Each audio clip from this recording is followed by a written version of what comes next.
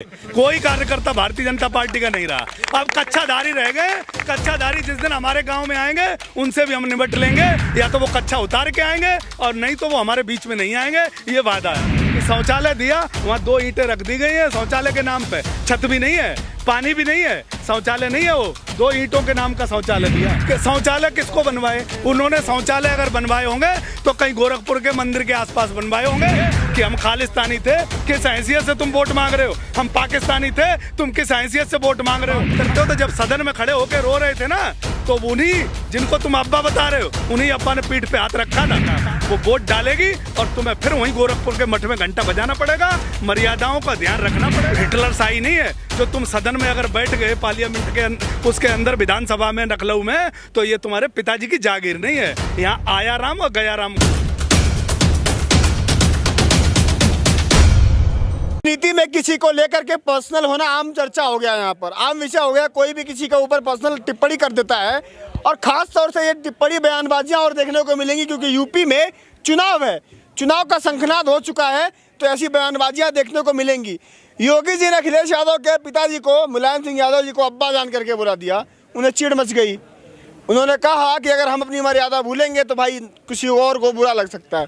क्या लगता है, अब्बा जान कह के संबोधित करना कितना सही है? ऐसे तो मैं किसान आंदोलन में खड़ा हूँ, मैं किसी पार्टी की बात नहीं करनी चाहिए मुझे, लेकिन मैं ये मानता हूँ कि राजनीति में मर्यादा अगर सबने किसी ने कायम रखी है, राजनीति की मर्यादा, तो वो अखिलेश यादव जी हैं। उन्होंने आज दिन तक, मैं रिकॉर्ड के साथ कह सकता हूं कि आज दिन तक प्रधानमंत्री जी को मोदी नहीं कहा होगा, मोदी जी नहीं कहा होगा, उन्होंने प्रधानमंत्री जी कहा होगा। और बाबा को अगर कहा होगा तो हमारे मुख्यमंत्री जी कहा होगा और बाबा जी कहा होगा। और बाबा जी को मैं बता देना चाहता हूँ कि बाबा जी अपनी मर्यादा के अंदर रहें तो ज़्यादा अच्छा रहेगा। ये अब्बा जान, हमारा देश लोकतंत्र से चलता है, हमारा देश संविधान से चलता है, हमारा देश लोगों से चलता है। यहाँ हिटलर शाही नहीं है जो तुम सदन में अगर बैठ गए पार्लियामेंट के उसके अंदर विधानसभा में लखनऊ में, तो ये तुम्हारे पिताजी की जागीर नहीं है। यहाँ आया राम और गया राम होता रहता है। किसान को मौका मिलता है, इस देश की, उत्तर प्रदेश की जनता को मौका मिलता है 5 साल में एक बार लोकतंत्र में पर्व में हिस्सा बनने का, वोट डालने का।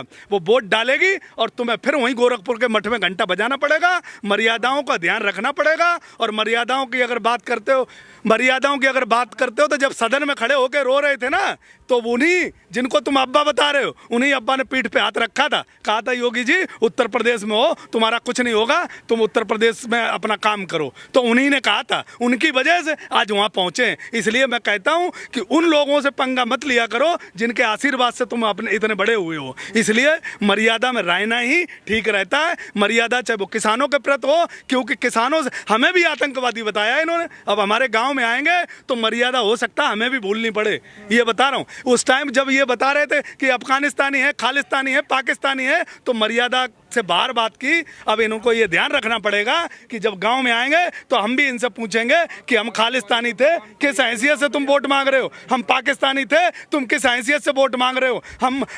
हम देशद्रोही थे, तुम कैसे मवाली थे, टिर्री थे, क्या क्या थे? इसलिए इनको मर्यादा, बीजेपी वालों को मर्यादा में रहना चाहिए। और नई मर्यादा में रहेंगे तो कहीं ऐसा ना हो कि ये विस्फोट हो तो इन पे भी ना संभले, किसी पे ना संभले। योगी जी कहते हैं कि 300 के पार सीट लाएंगे, तब आपको ईवीएम पे शंका होती है। अखिलेश यादव कहते हैं कि अब की बार हम 400 के पार, तब आपको ईवीएम पे शंका नहीं होती। अखिलेश जी ने काम किया। अखिलेश जी उस दम पे कहते हैं योगी जी का काम बता दो कौन सा किया है। सिर्फ हिंदू मुसलमान लड़ाने के अलावा, सिख और ईसाई लड़ाने के अलावा और जातियों लड़ाने के अलावा योगी जी किस उस पर कहते कि हम 300 शौचालय किसको बनवाए? उन्होंने शौचालय अगर बनवाए होंगे तो कहीं गोरखपुर के मंदिर के आसपास बनवाए होंगे, पूरे देश में कहीं शौचालय नहीं बने। और जो बनवाए वो उसी जमाने के बने हुए हैं। उन्होंने जो अखिलेश यादव जी ने जो आवास दिया था, वो हो सकता है आप लोग कभी सर्वे करने गांव में जाओगे, उसमें पता है आपको सौर ऊर्जा लगी हुई थी, शौचालय बना हुआ था, 2 कमरे का फ्लैट था, वो आवास दिया था।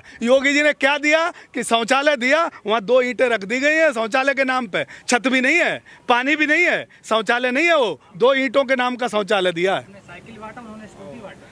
देखो उनके पास देश का खजाना है, उन्होंने अगर उन्होंने बांटा तो उन्होंने अपने लोगों को दिया, भारतीय जनता पार्टी के कार्यकर्ताओं को दिया और देश के और उत्तर प्रदेश के खजाने से दिया। अगर और किसी ने दिया तो जनता के हिसाब से दिया, किसी की जाति के धर्म से नहीं दिया। मैं कहता हूं अगर ये इतने बड़े तीरंदाज थे तो इन्होंने लैपटॉप का वादा किया था, क्यों नहीं लैपटॉप दिया? इस कोरोना काल में इससे बढ़िया बच्चों के लिए क्या रोजगार हो सकता था? आज जो बच्चे अपना 35,000 40,000 का लैपटॉप खरीद रहे हैं वो बच्चों को देना चाहिए था। रोजगार है लेकिन वो कह रहे हैं कि बच्चे में काबिलियत नहीं कि रोजगार। कौन से क्षेत्र में रोजगार है? किसी भी क्षेत्र में रोजगार नहीं है। उन्होंने बच्चों का जो कहा था वो आज क्लिप चलेगी और ये याद रखना कि उत्तर प्रदेश के युवा आज लठ खा रहे हैं, मेरिट के नाम पे अपनी नौकरी मांग रहे हैं और ये लोग नौकरी देने में नाकामयाब रहे हैं, वो बच्चों का अपमान था। वो बच्चे इस इलेक्शन में बदला लेंगे। जो बच्चे पढ़ लिख के तैयार हुए और उनका योगी आदित्यनाथ जी ने उनका अपमान किया था कि हम रोजगार तो दे रहे हैं लेकिन रोजगार के लायक कोई बच्चे नहीं है यहाँ,